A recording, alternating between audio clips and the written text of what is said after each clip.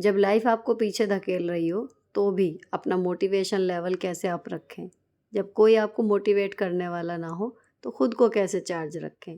ये सवाल हमेशा हम लोगों के सामने खड़ा होता है। आज के वीडियो में 7 ऐसी बातें शेयर करने जा रही हूँ जो मेरे लिए काम करती हैं ऐसे टाइम पर। छोटी छोटी हैं बट ईजी टू अप्लाई हैं और 100% इफ़ेक्टिव हैं। तो चलो वीडियो शुरू करते हैं।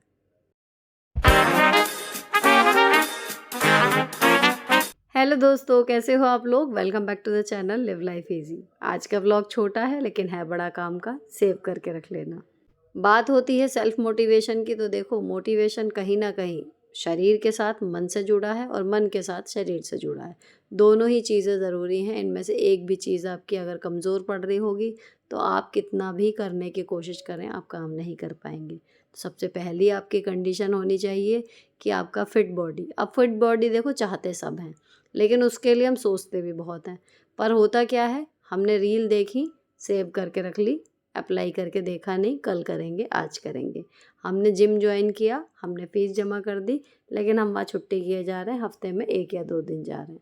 ठीक है, हमने कपड़े ख़रीद लिए एक्सरसाइज करने के लिए, लेकिन हमें कोई साथी नहीं मिला, या सब कुछ हो गया, हम सुबह उठे नहीं।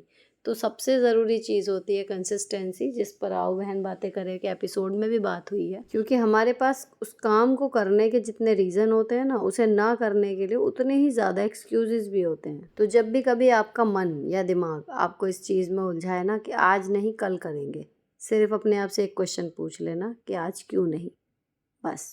और कल ऐसा क्या हो जाएगा। मैं हमेशा कहती हूँ कि जब भी आप दिमाग को चॉइसेस देंगे कि काम करना है या नहीं करना, तो वो दोनों तरफ भागेगा। लेकिन जब आप दिमाग को चॉइस ही नहीं देंगे, सिर्फ एक उसके पास रास्ता होगा कि काम करना तो है, और फिर उस पर छोड़ दो कैसे करना है, वो आइडिया वो खुद देता है। दूसरी चीज़ आप जो कर सकते हो अपनी प्रोडक्टिविटी, और प्रोडक्टिविटी की वजह से अपनी हैप्पीनेस को मेंटेन रखने के लिए अपने कामों को ट्रैक करो।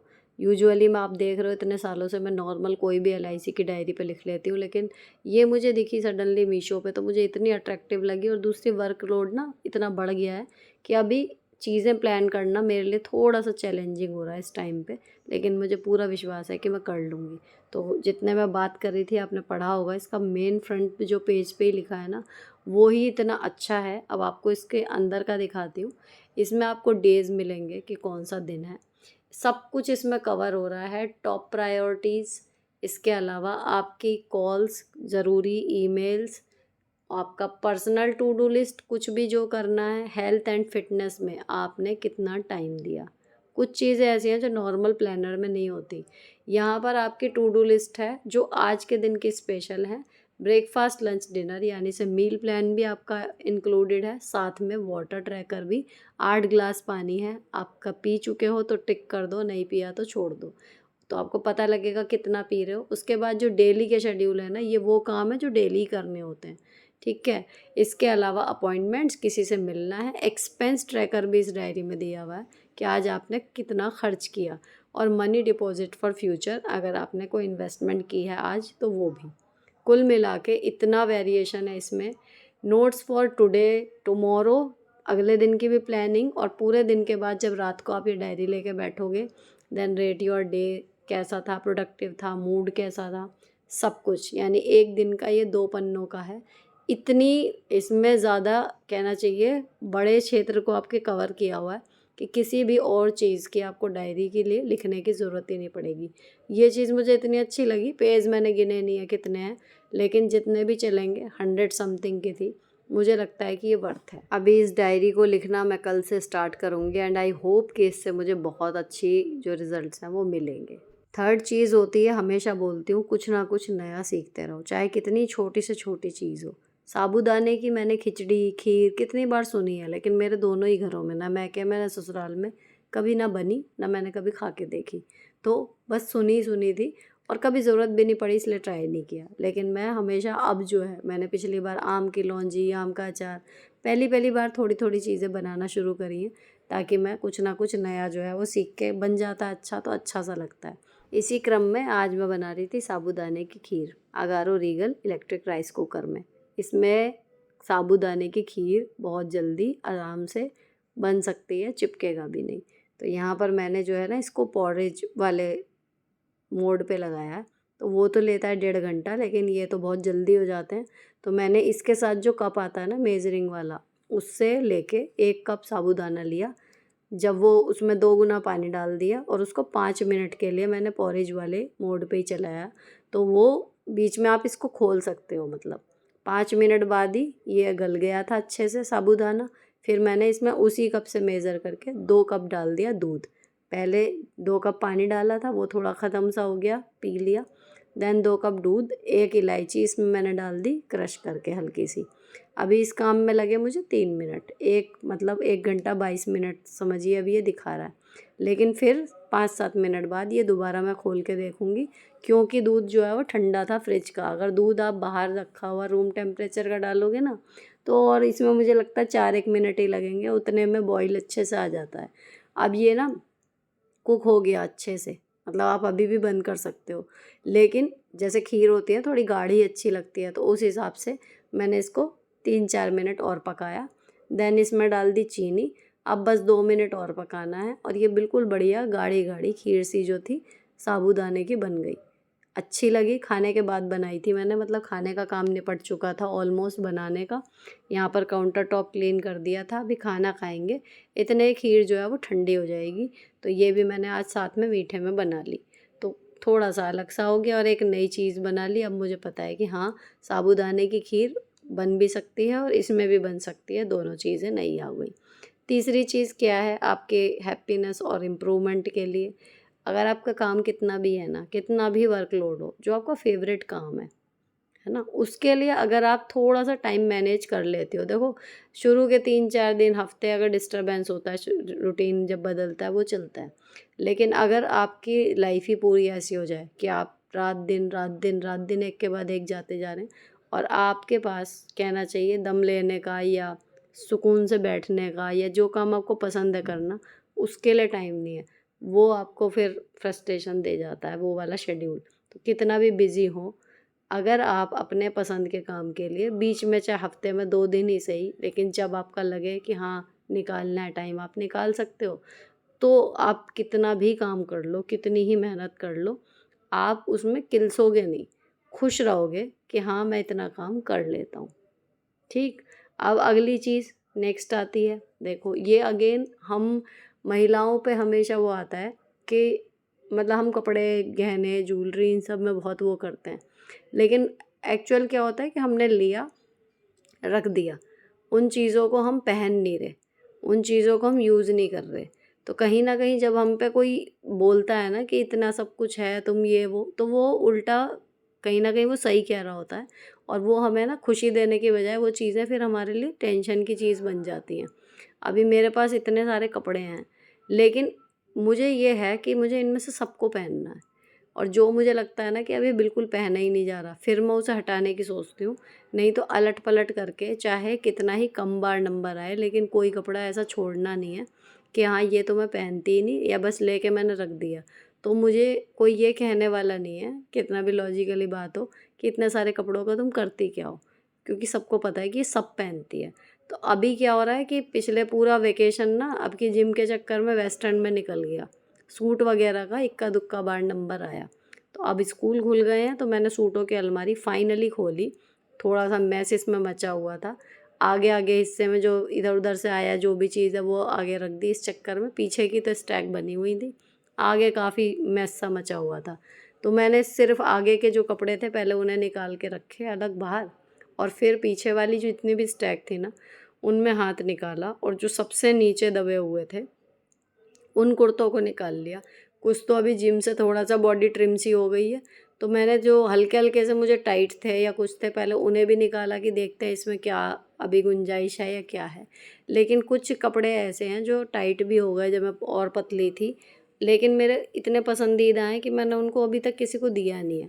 कुछ ऊपर रखे हुए हैं, कुछ ही हैं, तो वो मैं अब एक-एक करके निकालूँगी, अटैची वगैरह में जो ऊपर करके रख दिए हैं। लेकिन फ़िलहाल जो इसमें थे ना, उनको सेट कर रही हूँ। तो कहने का मतलब आपके पास कितने भी कपड़े हों, कितने भी ज्वेलरी हों, देखो जब तक वो टेंशन की चीज़ नहीं है, जब तक आपको कोई उसके उलाहने नहीं दे सकता, जब तक आप उसको अच्छे से यूज़ कर रहे हो।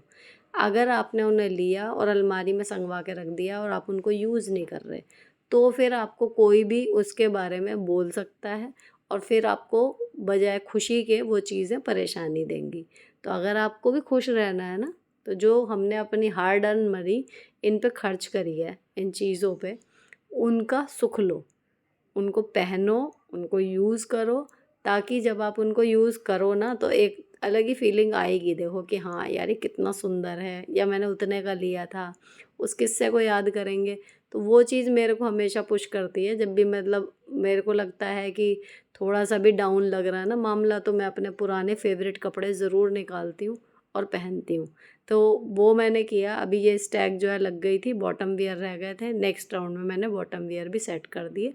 अभी ये आगे काफ़ी जगह निकल आई है, तो मैं अब अटैची वगैरह खोलूँगी ना, तो उसमें से सूट निकलेंगे वो भी यहाँ पे मैं फ़िक्स कर सकती हूँ। एक तरफ नाइट वियर रख दिए सारे, और एक तरफ बॉटम, बाकी सारे पीछे सूट हैं। ये सब बंद करके अब मैंने जो निकाला है ना, ये मेरा अमेज़न से मैंने मंगाया था। लगभग 5 साल से ज़्यादा हो गए इसको। और ये सांगानेरी प्रिंट वाला ब्रांड वाला कुर्ता था, लेकिन इसका शरारा ख़राब हो गया। गोटा पट्टी का शरारा था, इसके साथ वाइट, बहुत सुंदर। इतना ही फ्लेयर था जितना मैं अब आपको दिखा रही हूँ। और इतने साल बाद मुझे ये लास्ट ईयर ये वाला शरारा मीशो पे मिला इस तरीके का, जिसमें उसके बराबर का फ्लेयर था। बस उसके साथ जो आया था, उसमें इस घेर पर भी गोटे पट्टी के छोटे छोटे फूल थे, बहुत सुंदर था। लेकिन उस पर पता नहीं किस चीज़ का एक बहुत बड़ा निशान लगा, जैसे बड़ा वाला बाउल होता है ना, उतना बड़ा जंग के जैसा निशान लगा। मैंने उस पे वैनिश ट्राई किया, सब ट्राई कर लिया, वो नहीं गया। हार के मुझे वो शरारा रिटायर करना पड़ा। और वो था ऐसे कि फ्रंट में ही सामने इतना बड़ा वो नज़र आ रहा था, तो ये सूट पहना नहीं जा रहा था तब से। अभी मैंने इसको लिया लास्ट टाइम, तब मैंने पहना, लेकिन ये कुर्ता तब मुझे आ नहीं रहा था, थोड़ा टाइट हो गया था, तो मैंने इसको रख दिया और दूसरे ये नीचे दब गया था। अभी इस सीज़न में अब मैंने शुरुआत में ही इसको, मेरे को ध्यान आ रहा था कि ये मुझे पहनना है, मैंने इसे निकाला। देन ये शरारा अब इसको कॉम्प्लीमेंट पूरा कर देगा। तो फाइनली अब मैं इसको कई साल बाद कल सुबह पहन के जाऊंगी। तो इस तरीके से आप अपने फेवरेट कपड़े, जिन पे आपने अपने पैसे इन्वेस्ट किए हैं, उनको, या जेवर हैं आपके पास जो भी डेली यूज़ में पहनने लायक, उनको, या मेकअप प्रोडक्ट्स हैं, जितनी भी चीज़ें हैं आपके पास, उनको लेके ना रखो मत, सुखाओ मत, उनको यूज़ कर लो। ये ऐसी चीज़ें हैं जिन पे आप ऑलरेडी पैसे खर्च कर चुके हो, सिर्फ थोड़ा सा ध्यान देने की बात है, और ये आपको खुशियाँ दे सकती हैं बिना कोई एक्स्ट्रा एफर्ट डाले, है ना। सिर्फ आपको ये ध्यान रखना है कि हाँ कोई चीज़ बहुत दिनों से यूज़ नहीं हुई है, लेट यूज़ इट, बस इतना ही करना है। अब इसको मैंने कर लिया आयरन, कल पहन के जाऊंगी, हो सका तो आपके साथ शेयर भी करूंगी सुबह। और फिर मैंने इनको आयरन करके सुबह के लिए टांग दिया। तो ये अगर आप एक एफ़र्ट डाल लेते हो ना, अगर आप वर्किंग हो या फिर आप होम मेकर भी हो, कि कल मुझे क्या पहनना है, थोड़ा सा आपने ध्यान दे लिया अपने ऊपर, तो आप कॉन्फिडेंट फील करते हो। अच्छा लगता है आपको जब आप अच्छी तरीके से ड्रेसअप होते हो या अच्छे से दिखते हो। अब अच्छे से दिखने की बात जब आई, सबसे last but not the least इस वीडियो का, आपकी स्किन, है ना, आपके हाथ। आपने मान लो ब्रांडेड कपड़े पहने हुए हैं, कई कई हज़ार के आपने कपड़े पहने हुए हैं, लेकिन आपकी स्किन जो है वो अच्छी नहीं है, या आपके काम करने की वजह से, या कुछ भी है, आपके हाथों में जो मतलब नहीं आ रही वो फिनिशिंग, है ना, तो वो आपका कहीं ना कहीं लुक जो है वो कंप्लीट नहीं होने का। तो रात को जब आप सोएं, तो भले आप घर में ही हैं, कई लोग कहते हैं ना मैंने शाम को मुँह धोया था, ये किया था, भले आप घर में ही हैं, रात को सोने से पहले जब आप चेहरा धोते हो ना, सिर्फ ये फीलिंग नहीं होती कि हम फेस पे से गंदगी हटा रहे हैं, एक पूरे दिन का जितना भी होता है ना लोड हमारे ऊपर, कहीं ना कहीं मेरे को ऐसी फीलिंग आती है कि उस टाइम पे वो हट जाता है। आप फेस क्लीन कर रहे हो, ठंडे पानी से छपके लग रहे हैं, देन आप स्किन केयर कर रहे हो अपनी, तो अपनी स्किन को आप न्यूट्रिशन सा दे के उसको रात भर के लिए छोड़ रहे हो कि लेट बी रिपेयर, है ना। तो ये एक कंप्लीशन वाली फीलिंग होती है कि आज का दिन ख़त्म। ये काम दिन का सबसे लास्ट काम होता है, लेकिन इसको ज़रूर किया करो। और सबसे अंत में सोने से पहले आज के दिन में जो जो कुछ हुआ उसके लिए ग्रेटफुलनेस, अगर टू डू लिस्ट बनाई है उस पर टिक मार्क, एंड भगवान को धन्यवाद कि उन्होंने आपको आज का दिन जीने लायक बनाया, जैसा भी वो गया उनकी मर्ज़ी से। ये सब चीज़ें आप करके देखना, आप इतने खुश रहोगे ना डेली में ही कि किसी और की ज़रूरत नहीं पड़ेगी आपको खुश रखने के लिए। आई होप आपको ये वीडियो अच्छी लगी होगी। अगर लगी हो तो चैनल को सब्सक्राइब कर लेना। मिलती हूँ आपसे नेक्स्ट वीडियो में। Till then bye bye. Stay beautiful always.